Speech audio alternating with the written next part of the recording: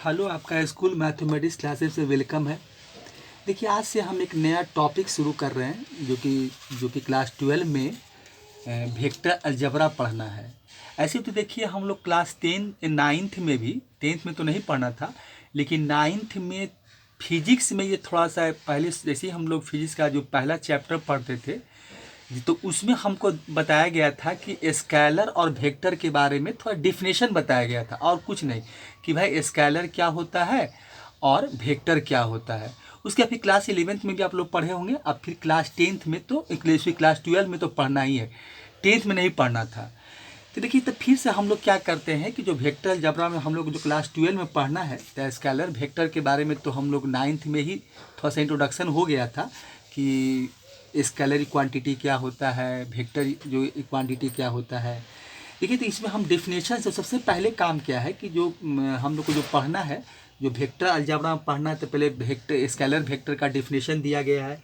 इसके बाद हम लोग का जितना थोड़ा सा जो बहुत सा टर्म है जो कि डिफाइन किया गया है, जैसे आपका जीरो वेक्टर क्या होता है, जिसको नल वेक्टर भी कहते हैं, unit vector, negative vector, equal vector, तो सबका डेफिनेशन ही बताया गया है। उसके बाद आपका प्रॉपर्टीज ऑफ वेक्टर है, और प्रॉपर्टीज ऑफ वेक्टर के बाद हम लोग को थोड़ा सा पढ़ना है, आपको कंपोनेंट ऑफ वेक्टर पढ़ना है, डायरेक्शन कोसाइन, डायरेक्शन रेशियो, आपका डायरेक्शन एंगल, ये सब पढ़ना है। फिर कंपोनेंट ऑफ वेक्टर पढ़ना है, मतलब फिर डॉट प्रोडक्ट, क्रॉस प्रोडक्ट पढ़ना, मतलब जो भी सिलेबस में दिया गया है वो सारे के सारे हम लोग सब कुछ देखेंगे।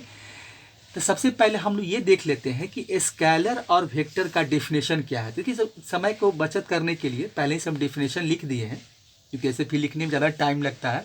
और वीडियो जो मेरा हम बनाते हैं तो आधा घंटा 28 मिनट 30 मिनट का ही हम वीडियो बनाते हैं, क्योंकि इससे ज़्यादा मोबाइल जो मेरा है इससे ज़्यादा स्पेस प्रोवाइड नहीं करता है। इसलिए समय की बचत करने के लिए कि अगर हम लिखने में सारा टाइम को अगर लगा देंगे तो फिर आप लोग को बताएंगे क्या, समझाएंगे क्या।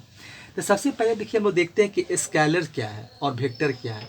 देखिए, स्केलर का जो डेफिनेशन लिखा गया है, जो इसका परिभाषा है कि ये physical quantity having magnitude only is known as scalar होता है।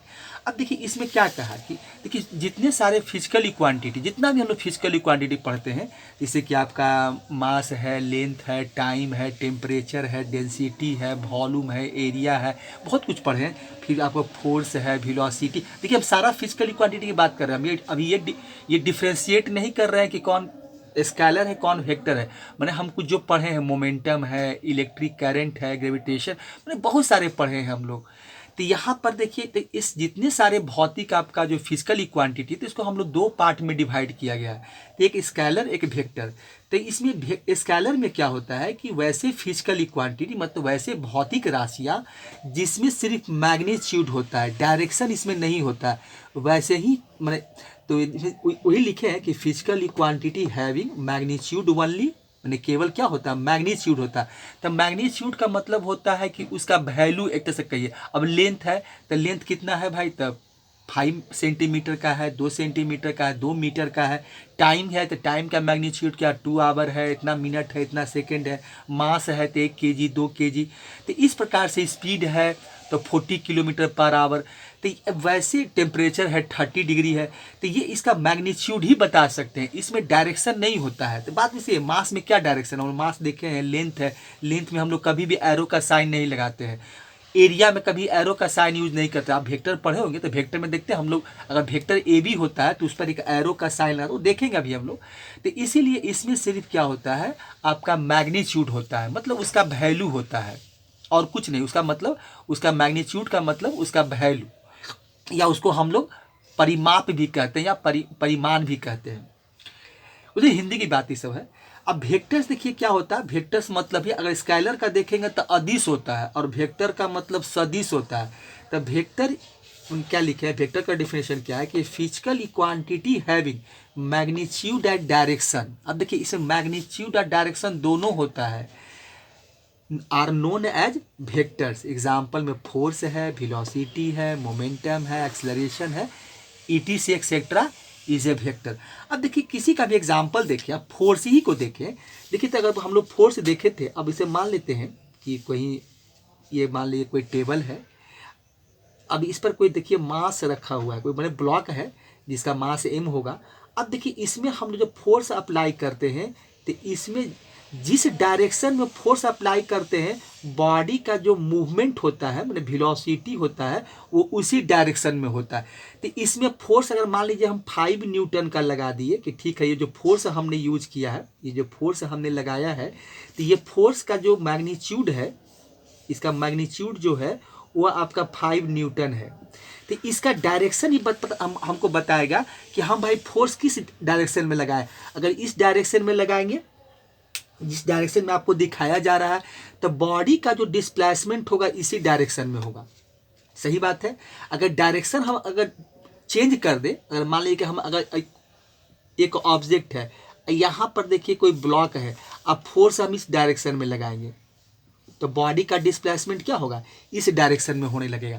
तो इससे ये पता चलता है, तो इसमें ये होता है कि इसमें मैग्नीट्यूड भी होता है और डायरेक्शन भी होता है। इसे अब वेलोसिटी की बात करते हैं। स्पीड में हम लोग पढ़े थे कि स्पीड जो होता है स्केलर क्वांटिटी, लेकिन वेलोसिटी जो होता है उसमें आपको उसका मैग्नीट्यूड ही बताना पड़ेगा। ठीक है कि 60 किलोमीटर पर आवर की स्पीड से वेलोसिटी से वो चल रहा है, लेकिन किस डायरेक्शन में चल रहा है तो डायरेक्शन ही बताना पड़ता है। कोई ईस्ट है या वेस्ट में जा रहा है, नॉर्थ है, साउथ है, या ईस्ट आपका नॉर्थ वेस्ट में है, नॉर्थ ईस्ट में, माने इस तरह से डायरेक्शन भी उसमें हमको डिफाइन करना होता है। तो वैसे ही एक क्वांटिटी को हम लोग वेक्टर्स की क्वांटिटी कहते हैं। चलिए, तो वेक्टर और स्केलर का हम लोग पहले भी पढ़ चुके हैं, इसमें आप लोग क्लास 9th में लोग पढ़े थे, तो इसमें ज़्यादा कोई डिस्कशन करने की जरूरत नहीं है। याद रखना है कि इसका डेफिनेशन कि भाई एक फिजिकल, दोनों फिजिकल, एक फिजिकल क्वांटिटी जो स्केलर होता है उसमें सिर्फ मैग्नीट्यूड होता है, डायरेक्शन नहीं होते हैं। और वेक्टर्स में क्या होता है कि मैग्नीट्यूड और साथ में डायरेक्शन भी होता है। तो ये था आपका डेफिनेशन। अब देखिए इसके बाद जो है, अब हम लोग उसके पास सबसे पहले देखेंगे कि ठीक है वेक्टर तो देख लिए, तो हम लोग को वेक्टर ही पढ़ना है। तो अब इसके बाद हम लोग देखेंगे रिप्रेजेंटेशन ऑफ वेक्टर देखेंगे। अगर हम इसका देखें कि रिप्रेजेंटेशन ऑफ वेक्टर, देखिए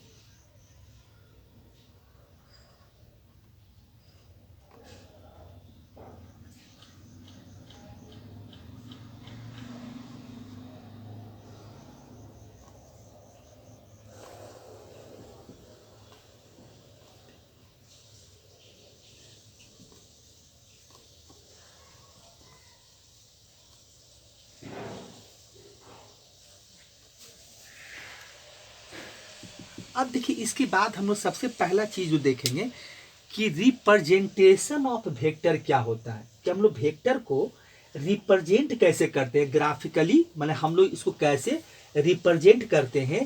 तो सबसे पहले हम लोग इसी को देखेंगे, पहले इसको समझेंगे कि इसको हम लोग कैसे रिप्रेजेंट करते हैं। ठीक है, अब देखिए कि representation of vector.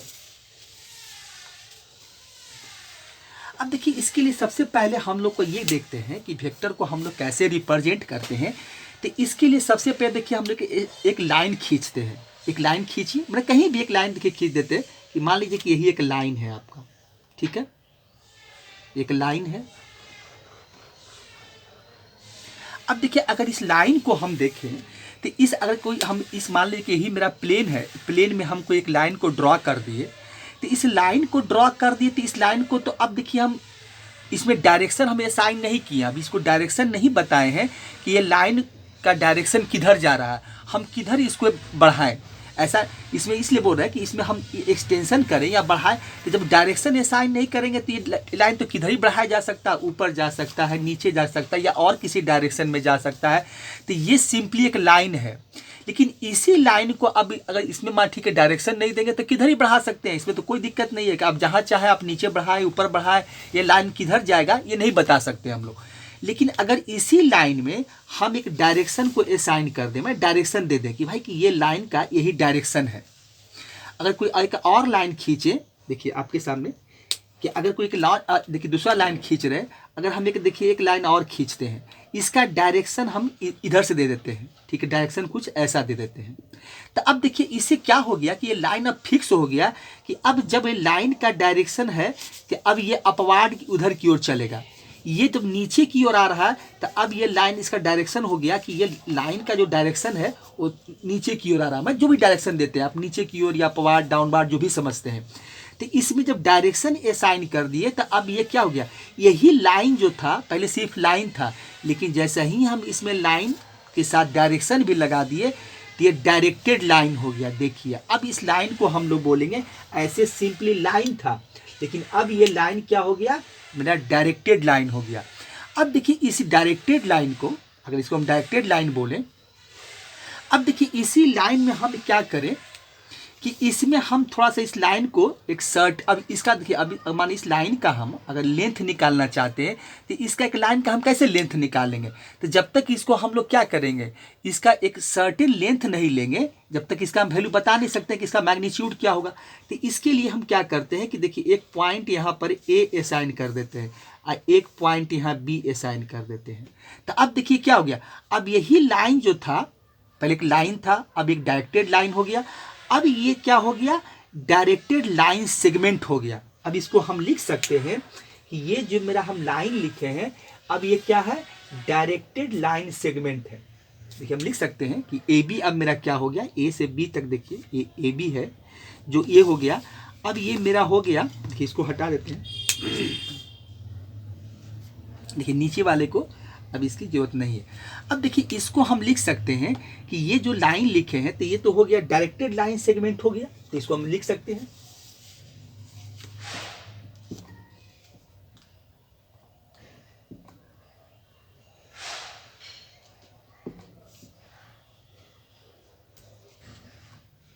Directed line segment. अब देखिए ये डायरेक्टेड लाइन सेगमेंट हो गया, तो इसमें एक चीज देखिए और क्या हम लोग बता सकते हैं कि ए जो इसका है, ए जो है ये, इसको हम लोग ए को इनिशियल पॉइंट बोलते हैं। ये जो आपका ए है, इसको देखिए ऊपर लिखते हैं कि ये ए जो मेरा है वो आपका इनिशियल पॉइंट हो गया, इनिशियल पॉइंट।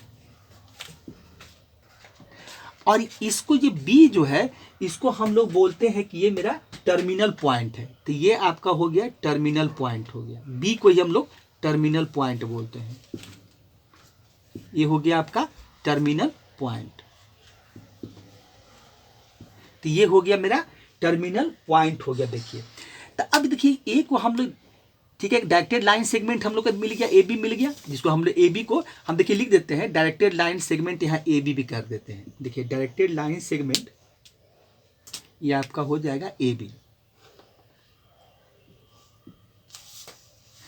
अब देखिए इस डायरेक्टेड लाइन सेगमेंट को, ये डायरेक्टेड लाइन सेगमेंट का देखिए, अब इसी को हम लोग क्या है, जब डायरेक्शन इसमें हो गया, अब इसकी हम लोग मैग्नीट्यूड भी निकाल सकते हैं। तो अब यही मेरा जो ए बी है, इसको हम लोग वेक्टर ए बी कहते हैं। वेक्टर ए बी से इसको हम लोग रिप्रेजेंट कर सकते हैं। तो वेक्टर के लिए क्या करते हैं, एक एरो का साइन दे देते हैं। तो अब ये मेरा वेक्टर ए बी हो गया, ये जो लाइन सेगमेंट देख रहे हैं, अब ये मेरा वेक्टर क्या हो गया, ए बी हो गया। इसको देखिए वेक्टर ए बी को हम लोग स्मॉल लेटर से भी रिप्रेजेंट करते हैं, मैं चाहे तो इसको हम लोग स्मॉल ए से भी रिप्रेजेंट कर सकते हैं कि भाई मेरा वेक्टर ए बी है। अब इस वेक्टर ए बी का जो directed line segment A B था या वेक्टर ए बी था, तो इसका हम मैग्नीट्यूड निकालना चाहते हैं, तो हम निकाल सकते हैं कि ए बी का मैग्नीट्यूड क्या होगा। तो इसके लिए हम लोग क्या करेंगे, मॉड लगा देंगे। तो आप ऐसे भी लिख सकते हैं कि मॉड, ये वेक्टर का साइन दीजिए, ये मॉड। अब यहाँ इसमें अगर ए से इसको रिप्रेजेंट करते हैं तो ये ऐसे भी लिख सकते हैं कि मॉड आपका वेक्टर ए। और इसके बाद जो हमको मिलेगा वो क्या मिलेगा, एक न्यूमेरिकल वैल्यू मिलेगा। कि जब हम इसका मैग्नीट्यूड निकालेंगे तो एक न्यूमेरिकल वैल्यू मिलेगा 2, 4। अब इसका लेंथ क्या होगा, हमारे जो भी हो, 2 सेंटीमीटर हो, 4 सेंटीमीटर हो, 5 सेंटीमीटर हो। तो ये इसके बाद इसमें हम लोग वेक्टर यूज नहीं करते, क्योंकि ये जो ए देख रहे हैं वह आपका स्केलर क्वांटिटी होगा, क्योंकि इसका हम मैग्नीट्यूड निकाल रहे हैं। तो मैग्नीट्यूड क्या होगा, इसका वैल्यू होगा। तो इस प्रकार से हमको बताया गया है कि आप रिप्रेजेंटेशन ऑफ जो वेक्टर होता है, या ग्राफिकली हम लोग वेक्टर को इसी तरह से समझते हैं कि इसमें ए जो होता है इसका इनिशियल पॉइंट होता है, बी जो होता है मेरा टर्मिनल पॉइंट होता है, ये मेरा एक डायरेक्टेड लाइन सेगमेंट हो गया, इसमें डायरेक्शन को रहने देते हैं, डायरेक्टेड लाइन सेगमेंट हो गया। और इसी डायरेक्टेड लाइन सेगमेंट को हम लोग वेक्टर ए बी कहते हैं। और ए से बी तक मेरा यही देखिए मैग्नीट्यूड है, यहाँ से लेकर ये जो निकाले हैं, तो यही मेरा, अगर यहाँ पर लिखा जाए तो यही मेरा मैग्नीट्यूड है। देखिए आपका इस तरह से, यही आपका यहाँ से लेकर यहाँ तक मेरा जो b है यही मेरा मैग्नीट्यूड हो गया। यही आपका मैग्नीट्यूड है। देखिए मैग्नीट्यूड ही लिखे हैं कि MAGNITUDE है, यही मेरा ये क्या हो जाएगा, मैग्नीट्यूड हो जाएगा। तो इस तरह से हम लोग आपका रिप्रेजेंटेशन ऑफ वेक्टर होता है। ठीक है, इसको हटाते हैं और इसके बाद जो अगला जो टर्म आता है उसको देखते हैं। ठीक है, देखिए इसके बाद हम लोग देखते हैं पोजीशन वेक्टर देखते हैं। देखिए तो इसके लिए हम लोग सबसे पहले क्या करेंगे कि हम लोग 2 डायमेंशनल कार्टेशियन प्लेन तो देखे थे, अब 3 डायमेंशनल कार्टेशियन प्लेन बनाइए। 3 डायमेंशनल जिसमें x भी रहेगा, y भी रहेगा आपका और z भी रहेगा। तो हम लोग क्या पहले सबसे पहले क्या करते हैं कि एक 3 डायमेंशनल कार्टेशियन प्लेन बनाते हैं। देखिए ये हो जाएगा हमेशा। देखिए हम क्या करेंगे कि जो इसके बाद इसके आगे जब भी हम लोग 3 डायमेंशनल लेंगे तो ये मेरा हो जाएगा y एक्सिस, इसको बनाएंगे हम लोग z एक्सिस, और ये जो ये मेरा होगा x एक्सिस। ये मेरा क्या हो जाएगा, x एक्सिस हो जाएगा, ये x एक्सिस हो जाएगा। ठीक, इसको हम कैपिटल से लेते हैं तो ये मेरा हो जाएगा x एक्सिस। और ये देखिए मेरा हो जाएगा ऑरिजन, तो यही ऑरिजन है और ऑरिजन का कोऑर्डिनेट भी लिख देते हैं। 3 डायरेक्शन है तो 0 0 होगा, 0 लिखेंगे। अब देखिए इसमें पोजीशन वेक्टर में सबसे पहले हम लोग क्या करेंगे, इसको हम लोग मान लेंगे कि ये मेरा जो है इसको स्पेस मान लेंगे। तो देखिए स्पेस की बात करता है कि ये अब इसमें क्या करेंगे कि अब ये 3 डायमेंशनल जो हम बना दिए कार्टेशियन प्लेन, तो इसमें देखिए हम एक पॉइंट कंसीडर करते हैं। मान लेते चलते कि ये स्पेस है, इस स्पेस क्योंकि इसको प्लेन भी मान सकते हैं, जिस पर हम इस बोर्ड पर काम कर रहे हैं तो इसको प्लेन भी कर सकते हैं। प्लेन यही होता है जो हमारा ब्लैक बोर्ड होता है, या इसी को स्पेस मान लेते हैं। मैंने हम लोग ऐसा इमेजिनेशन करते हैं कि भाई मेरा स्पेस है, स्पेस में हम क्या करते हैं कोई एक सिंगल हम पॉइंट असाइन कर लेते हैं कि भाई ये मेरा कोई पॉइंट है जिसको हम क्या करेंगे P से मतलब P पॉइंट से इसको रिप्रेजेंट कर देते हैं। तो इसका आपका जो कोऑर्डिनेट होगा जो x y आपका z हो जाएगा। अब देखिए ये पॉइंट P को हम लोग क्या करते हैं, ऑरिजिन से इसको ज्वाइन कर देते हैं, मतलब ऑरिजिन से इसको हम लोग मिला देते हैं। इस पॉइंट P को हम लोग ऑरिजिन से इसको क्या करेंगे, मिला देंगे। देखिए ये पॉइंट P को हम लोग ऑरिजिन से क्या किए, इसको मिला दिए। ठीक है, और ये वेक्टर है तो वेक्टर का एक साइन दे देते हैं कि ये इस तरह से P पॉइंट जो है OP जो है, OP मेरा क्या है, एक तरह से कहीं तो OP हो गया, OP वेक्टर हो गया। अब देखिए इसको हम लोग जनरली जो होता है पोजीशन वेक्टर को हम लोग R से रिप्रेजेंट करते हैं। इस वेक्टर को हम लोग किससे रिप्रेजेंट करेंगे, तो जनरली हम लोग हमेशा जो देखिएगा कि R से ही लोग इसको रिप्रेजेंट करते हैं। तो ये मेरा वेक्टर R है, OP जो देख रहे हैं तो ये मेरा वेक्टर R है। अब देखिए सबसे पहली बात ये जानना आपको देखना है कि कहीं भी देखिए अगर जिसका इनिशियल पॉइंट अगर देखा जाए, जिसका इनिशियल पॉइंट अगर ऑरिजिन है तो वो हमेशा जो होता है वो आपका क्या होता है, पोजीशन वेक्टर होता है। कहीं भी जैसा ही आप देखिए कि उसका इनिशियल पॉइंट है, मतलब स्टार्टिंग पॉइंट ऑरिजिन से इसको ज्वाइन किया गया, मिलाया गया है, तो ये मेरा जो होता है पोजीशन वेक्टर होता है। तो सबसे पहले तो ये समझना है, क्योंकि पहले बहुत लोगों या बहुत बच्चे को पहले शुरुआत में यही कन्फ्यूजन होता है कि भाई पोजीशन वेक्टर कहाँ से बना, कैसे बना है। तो कहीं जहाँ से भी आप ओरिजिन बना दीजिए और उसको वहाँ से उस वेक्टर को ज्वाइन कर दीजिए, तो ये मेरा पोजीशन वेक्टर होता है। तो सबसे पहले हम लोग को यही जानना है कि देखिए अब ये पोजीशन वेक्टर देखिए OP है और इसको हम लोग R से रिप्रेजेंट करते हैं। ये ऑरिजिन है, इसका कोऑर्डिनेट 0 0 0 हो गया, और ये पॉइंट जो P है उसका कोऑर्डिनेट आपका x y z हो गया। ठीक है, अब देखिए इसमें हम लोग एक काम क्या कर सकते हैं कि इस पोजीशन वेक्टर का हम अगर चाहें तो इसका हम लोग मैग्नीट्यूड निकाल सकते हैं।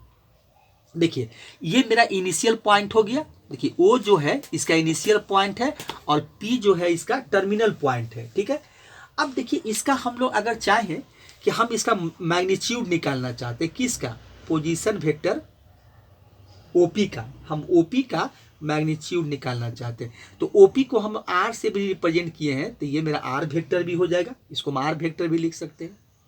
अब इसका हम लोग मैग्नीट्यूड निकालना चाहते हैं। देखिए तो इसको मैग्नीट्यूड निकालने के लिए हम लोग जो कोऑर्डिनेट ज्योमेट्री में डिस्टेंस फार्मूला पढ़े थे उसी का देखिए यूज करते हैं। जो डिस्टेंस फार्मूला निकाले थे, तो डिस्टेंस फार्मूला निकाले थे तो अगर इसका हम डिस्टेंस फार्मूला का मैग्नीट्यूड अगर निकालना चाहे तो क्या निकालें, तो रूट अंडर होता है आपका x2 माइनस x1 का whole square root under plus y2 minus y1 का whole square plus z2 minus z1 का होल स्क्वायर होता है। तो इसी फार्मूला का यूज करके हम लोग यहाँ पर इसका मैग्नीट्यूड हम इसका निकालते हैं, किसका, आपका पोजीशन वेक्टर का। तो पोजीशन वेक्टर का हम इसी तरह से मैग्नीट्यूड निकाल कर देखिए, हम लोग डिस्टेंस फार्मूला यूज करेंगे। तो अगर जो हम मान लें कि ये मेरा 0 0 जो देख रहे हैं, तो ये मेरा x1 है, ये मेरा y1 है, ये मेरा z1 है। यहाँ मान लें कि जो x है इसको ऐसा कंसीडर करें कि ये x2 है, y2 है, z2 है। तो अगर हम इसका मैग्नीट्यूड निकालें अकॉर्डिंग टू डिस्टेंस फार्मूला निकालें तो हमको क्या मिलेगा, देखिए। तो यहाँ से मिल जाएगा x2 माइनस x1 होता है, ये ना होगा, x2 माइनस आपका क्या होगा, x1 होगा। तो x2 मेरा अगर x लेते हैं तो ये x हो जाएगा और ये 0 हो जाएगा, तो इसका स्क्वायर हो जाएगा प्लस y2 माइनस y1। तो y2 मेरा y2 को हम y को बना दें और y1 जो मेरा है वो 0 है, तो इसका स्क्वायर हो जाएगा प्लस फिर क्या करें z2 माइनस z1, तो z माइनस ये हो जाएगा और इसका z माइनस 0 और ये रूट अंडर रहेगा। अब देखिए इसका जब वैल्यू निकालेंगे तो क्या मिलेगा, x में से 0 घटाएंगे x ही मिलेगा। तो इसी तरह से आपका जो इसका मैग्नीट्यूड होगा वो root under x square plus y square plus z square हो जाएगा। देखिए ये कितना निकाले हम, आपका वेक्टर OP का जो पोजीशन वेक्टर था उसका हम लोग मैग्नीट्यूड निकाले। तो यही मेरा जो है इसको R से भी रिप्रेजेंट कर सकते हैं कि मेरा R वेक्टर भी है, क्योंकि हम यहाँ R भी लिख दिए हैं, तो OP लिखिए चाहे R वेक्टर लिखिए। तो इस तरह से पोजीशन वेक्टर को डिफाइन किया गया और समझाया गया है। बस यही याद रखना है कि जहाँ ऑरिजन है, इसका इनिशियल पॉइंट ऑरिजन है, बस हमेशा देखिए यही होता है, ऑरिजन जहाँ आपका इनिशियल पॉइंट है और फाइनल टर्मिनल पॉइंट तो कुछ भी होगा, तो P रहे Q रहे कुछ भी रह सकता है। तो ये हमेशा हम याद समझेंगे कि यही इसका मतलब ये मेरा पोजीशन वेक्टर दिया हुआ है, और पोजीशन वेक्टर का निकालने के जो डिस्टेंस फार्मूला है उसी से हम लोग निकाल लेते हैं, ठीक है। तो ये पोजीशन वेक्टर है, ठीक है। तो इसके आगे का फिर टर्म देखते हैं कि आगे क्या है। देखिए इसके बाद जो हम लोग को देखना है, जो पढ़ना है वो देखिए क्या है, डायरेक्शन एंगल। 3 नए टर्म आपके सामने आ रहे हैं। देखिए डायरेक्शन एंगल, डायरेक्शन कोसाइन और डायरेक्शन रेशियो, ये 3 चीज़ देखिए हम लोग को पढ़ना है, इसके बारे में जानना है कि डायरेक्शन एंगल क्या होता है, डायरेक्शन कोसाइन क्या होता है और डायरेक्शन रेशियो क्या होता है। देखिए इसके लिए आपको क्या है कि सबसे पहले देखिए हम क्या करते हैं कि एक पोजीशन वेक्टर बनाते हैं। देखिए इसमें एक 3 डायमेंशनल जो कार्टेशियन प्लेन है, पहले सबसे पहले वो खींच लेते हैं। देखिए यही है, ठीक है। देखिए ये जो मेरा हो जाएगा, ये आपका जेड एक्सिस है, ये वाई एक्सिस है और ये मेरा एक्स एक्सिस है, और ये है ऑरिजन हो गया। अब देखिए वही काम करेंगे, यहाँ भी हम एक पोजीशन वेक्टर लेंगे। यहाँ से हम लोग क्या करते हैं कि P पॉइंट जो कि मेरा ये पोजीशन वेक्टर हो जाएगा, ये पोजीशन वेक्टर है देखिए, और इसको हम लोग R से भी रिप्रेजेंट करते हैं OP को, और इसका जो कोऑर्डिनेट है एक्स वाई आपका जेड है, ठीक है। अब देखिए यहाँ से हम लोग को क्या है, अब इसमें सबसे पहले हम लोग को देखना है कि डायरेक्शन एंगल, सबसे पहले हम लोग को यही देखना है।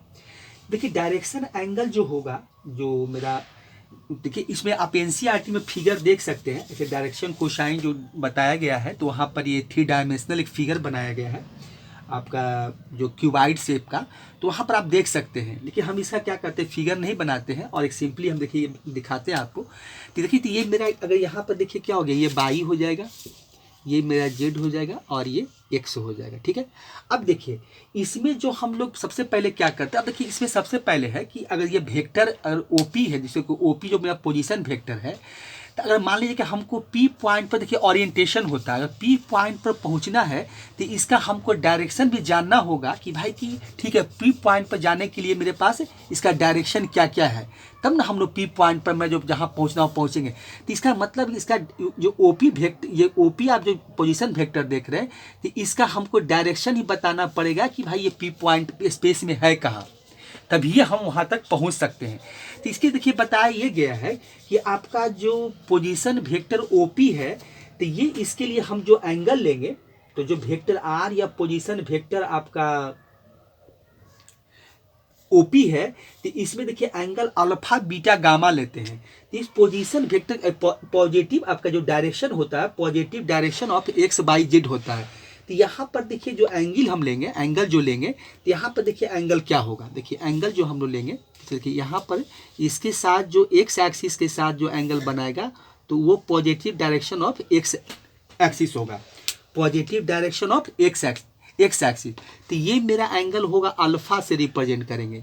ये जो इसके साथ जो बाई एक्सिस के साथ होगा, इसको हम लोग बीटा से दिखाएंगे, और जो जेड एक्सिस के साथ होगा, तो ये मेरा क्या हो जाएगा, ये मेरा गामा हो जाएगा, ये गामा होता है। तो इस तरह से हम लोग, उसमें लिखा हुआ है एनसीईआरटी में देखेंगे तो लिखा हुआ है कि द अल्फा बीटा गामा, ऐसे हम सोचिए लिख भी देते हैं, इस चीज़ को हम लोग लिख भी लेते हैं कि अल्फा बीटा जो गामा हम लोग एंगल लिए हैं, देखिए लिख देते हैं कि alpha beta and gamma, gamma are positive direction, इसको शॉर्ट में से लिख लेते हैं कि positive direction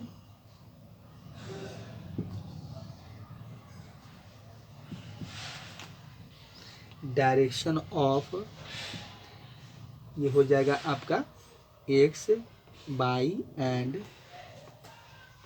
Z axis are called, ये हो जाएगा आपका डायरेक्शन एंगल,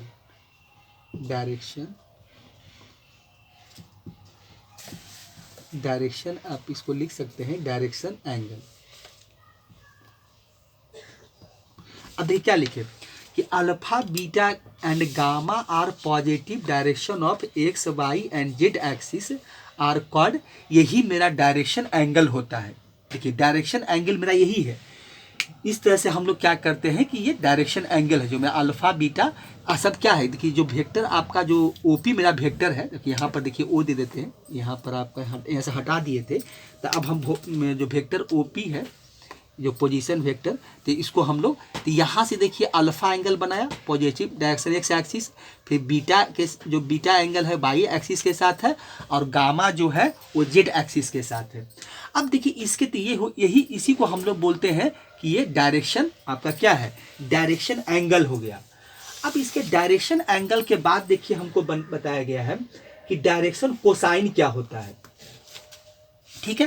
तो इसके देखिए आप वहाँ एनसीईआरटी में फिगर देखेंगे, तो यहाँ देखिए एक चीज़ क्या किया गया है कि ये जो पॉइंट पी है, तो यहाँ पर देखिए हम लोग क्या है कि यहाँ पर एक ए पॉइंट असाइन करते हैं। आप देखिए एनसीईआरटी में देखेंगे, और यहाँ आपका बी पॉइंट है, और यहाँ बनाया गया है सी पॉइंट। अब ये जो पॉइंट आप पी देख रहे हैं, पी से देखिए इसको क्या किया गया है कि यहाँ से एक 90 डिग्री यहाँ से खींचा गया है, इसको मिलाया गया है। आप वहाँ देखेंगे तो इस तरह से इसको मिलाकर इसे पी से लिखा गया। ऐसे फिगर तो यहाँ नहीं बनता, और यही जो एंगल यहाँ बनता है तो ये 90 डिग्री होता है। अब देखिए इसको अलग से हम बना देते हैं कि इसका अलग से इसका टुकड़ा काट के देखिए हम निकाल लें, तो यहाँ पर देखिए इस तरह से बताया गया है कि मान लीजिए कि ये ओ ए आपका जो एक्स जो एक्सिस आपका क्या है, देखिए ये ओ ए है, यही ओ ए है।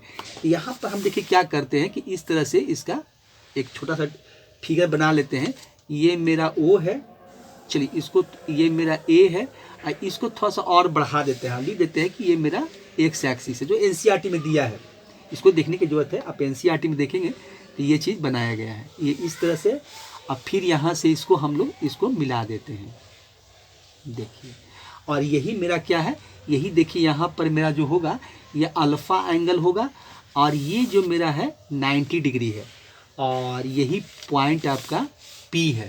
तो ये देखिए यहाँ से जब अल्फ़ा बीटा गामा इसी तरह से तीनों को निकाला गया है, तो एक का अल्फ़ा का बना है, इसी तरह से बीटा का भी बनेगा और गामा का भी बनेगा।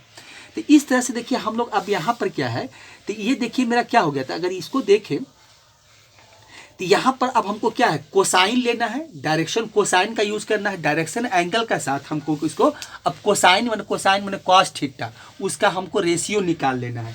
और रेशियो निकाल कर इसका हमको जो कॉस अल्फा, कॉस बीटा और कॉस गामा का निकाल कर जो डायरेक्शन कोसाइन होता है वही निकाल कर हमको दिखाना है। तो मान लेते हैं कि यहाँ से हम कॉस अल्फा निकालें, तो कॉस अल्फा देखिए क्या होता है, हम लोग क्लास 10 में पढ़े थे, कॉस अल्फा इक्वल टू हो जाएगा क्या होता है आपका बेस बाई हाइपोटेनियस होता है। ठीक है, तो बेस बाई हाइपोटेनियस, तो बेस मेरा कौन है, यही एक्स हो जाएगा, ये बेस हो जाएगा। चलिए ये मेरा जो आर वेक्टर ओपी है यही मेरा हाइपोटेनियस होगा, तो ये हो जाएगा बेस बाई हाइपोटेनियस, मतलब एक्स वाई आपका आर हो जाएगा। देखिए ये वेक्टर आर हो जाएगा, तो ये आर वेक्टर है, तो इसका मतलब है कि आर आपका जो यहाँ पर जो वेक्टर है तो आर है, तो यहाँ पर देखिए यहाँ पर आर लिखने का मतलब है कि आर मैग्नीट्यूड के फॉर्म में है, इसको आप मैग्नीट्यूड आर भी लिख सकते हैं। यहाँ पर हम अगर सिंपली लिखें तो मैग्नीट्यूड आर भी दे सकते हैं। इसको सिंपली हम लोग क्या लिखते हैं कि एक्स बाई आर, लेकिन हमको सेंस वही होता है ये मैग्नीट्यूड आर है। देखिए बुक में लिखा हुआ है, एनसीईआरटी में लिखा गया कि ये जो आर आप ले रहे हैं तो ये मैग्नीट्यूड आर है आपका वेक्टर, जो आपका पोजीशन वेक्टर है। तो कॉस अल्फा इक्वल टू ये हो गया, क्या होता है बेस बाई हाइपोटेनियस हो गया। उसी तरह से हम लोग सिमिलरली अगर कॉस बीटा निकालें तो इस तरह से कॉस अल्फा हो गया। हम डायरेक्शन कोसाइन निकाल रहे हैं, पहले डायरेक्शन एंगल देखें, अब इसके बाद हम लोग देख रहे हैं डायरेक्शन आपका कोसाइन। तो कॉस बीटा जो हो जाएगा, तो कॉस बीटा क्या हो जाएगा आपका बाई बाई आर हो जाएगा दूसरे ट्रायंगल से। तो इसका मतलब देखिए बाई बाई आर का मतलब ये मैग्नीट्यूड आर है। इसी तरह से हम लिखेंगे तो कॉस गामा का निकालेंगे तो ये हो जाएगा आपका जेड बाई आर हो जाएगा, जहाँ कि हम लोग आर को मैग्नीट्यूड आर के सेंस में समझेंगे कि मतलब यहाँ पर जो दिया गया वो मैग्नीट्यूड आर है। देखिए सबसे पहले हम लोग क्या देखें कि डायरेक्शन एंगल देखें, ठीक है, कि डायरेक्शन एंगल क्या होता है। अब उसी डायरेक्शन एंगल में मतलब यहाँ से क्या हुआ कि पी पॉइंट जो पोजीशन वेक्टर में पी पॉइंट से ए पर देखिए क्या है एक परपेंडिकुलर ड्रॉन किया गया था, और उसके बाद एक राइट एंगल ट्रायंगल बनाया गया। और वहाँ से वही डायरेक्शन एंगल में जब हम कॉस लगा दिए, मतलब कॉस लगा दिए मतलब कोसाइन को लगा दिए, तो अब ये क्या हो गया डायरेक्शन कोसाइन हो गया। तो ही हम लोग कॉस अल्फा का वैल्यू से यहाँ से निकाले, तो सिमिलरली कॉस बीटा का वैल्यू निकालेंगे और कॉस गामा का वैल्यू निकालेंगे। तो इस तरह से देखिए डायरेक्शन कोसाइन निकालेंगे। एक बात देखिए और बताना चाहेंगे आपको हम कि ये जो हम वीडियो बना रहे हैं तो इसमें जो भी हम बेसिक चीज़ बता रहे हैं तो ये देखिए वहाँ पर आपको दो वीडियो मिलेगा, एक पार्ट 1 में मिलेगा, एक पार्ट 2 में मिलेगा। तो आप लोग ऐसा कीजिएगा कि यहाँ से जो वीडियो बताएंगे तो इसका बहुत सारा पार्ट्स होगा जो पार्ट 2 में चला जाएगा। तो कृपया करके आप लोग वहाँ पर हम आपसे मतलब आपसे मैंने कहने का मतलब कि आपसे रिक्वेस्ट कर रहे हैं कि आप वहाँ जाकर देख लीजिएगा। ऐसा सोचिए कि यहाँ पर अधूरा रह गया फिर इसका कंटेंट और कहाँ है, तो आपको पार्ट 2 में मिल जाएगा। ठीक है, चलिए अब देखिए डायरेक्शन जो कोसाइन है जो हम जिसका वैल्यू निकाले cos alpha equal to X by R. अब एक बात और देखिए क्या है, ये जो आर लिख रहे हैं तो समझिए कि ये मॉड आर का वैल्यू है। तो कॉस एक्स बाई आर हो गया, मतलब वही बेस बाई हाइपोटेनियस,